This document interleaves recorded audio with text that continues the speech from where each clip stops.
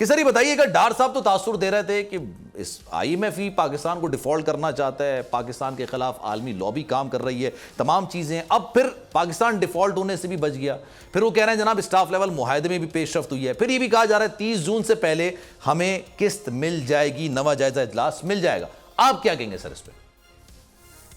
देखिए, दो तीन चीजें इकट्ठी पूछ ली हैं आपने। जी। पहली बात तो ये है कि दो तीन काम जो भी हमारी सियासी हुकूमत आती है वो ये कहती है कि इस वक्त जो मईशत का हाल है उसकी सारी जिम्मेदारी जो है वो पहली वाली गवर्नमेंट के ऊपर। ये एक मुसलसल हम सुनते हैं, जो भी हुकूमत आती है वो तो सियासी बात है सर। दूसरा, जब उनसे माशी मामला सबकी बात शुरू हो जाती है तो मेरे ख्याल में कि अगर कोई सीरियस है पाकिस्तान के माशी प्रॉब्लम को दूर करने के लिए तो उसको एक तो ये इल्जाम नहीं लगाना चाहिए कि पहली वाली हुकूमत हमें ये दे गई है, अब हम क्या कर सकते हैं। और दूसरा ये कि कोई हमारे खिलाफ आलमी साजिश हो रही है। देखिए, जो कुछ भी इस वक्त पाकिस्तानी मईशत के साथ हमने हुआ है ये हमने खुद से किया है। इस वक्त जो हमारे पास जो बजट का खसारा है वो हम खुद करते हैं, जो हमारा तिजारत का खसारा है वो हम खुद करते हैं। अच्छा। और इन दोनों खसारों के नतीजे में जो 60,000 अरब से ज्यादा का कर्जा मुल्क के ऊपर चढ़ गया है ये हमने खुद किया है। ठीक है ना, तो ये कोई आलमी साजिश है। और ये इल्जाम डाल देना कि सब कुछ पहली हुकूमत कर गई है, इसका मतलब ये है कि आप अपनी जिम्मेदारी से इनहराफ कर रहे हैं, आप अपनी जिम्मेदारी लेने को तैयार नहीं। ठीक है। दूसरा, आपने IMF के मुतालिक पूछा। देखिए, हकीकत ये है कि IMF जो है वो पिछले कोई 30-35 सालों से उसका एक ही किस्म का पैकेज है।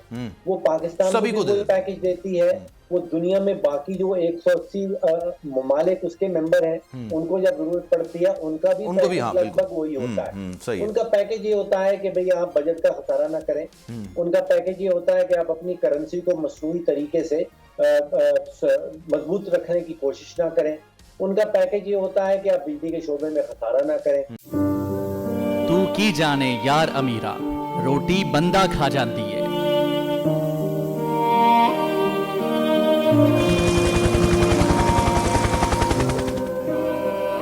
उदास आंखें, चेहरों पर मायूसी, दिलों में अब भी प्यारों के बच जाने की आस। मेरी दरखास्त है वज़ीर आज़म अगे जल्दी तो जल्दी मेरे बच्चे की तलाश की जाए।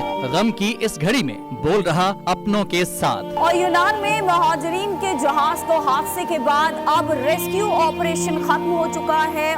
सहाफती फराइज को निभाते हुए पहुंचाई हर खबर अवाम तक। 80 के करीब जो है वो लाशें वो निकाली गई हैं। बोल की खबर पर FIA की बड़ी कार्रवाई, इंसानी स्मगलर्स के खिलाफ इकदाम करते हुए गिरफ्तार कर लिया। ह्यूमन ट्रैफिकिंग सर्कल गुजरात ने बड़ी ये कार्रवाई की है जिसमें कश्ती हादसे में मुलव्वस अहम सरगना गिरफ्तार कर लिया गया है। क्योंकि बोल है पाकिस्तान का नंबर 1 न्यूज चैनल। सब्सक्राइब करें और बेल दबाएं ताकि कोई खबर रह न जाए।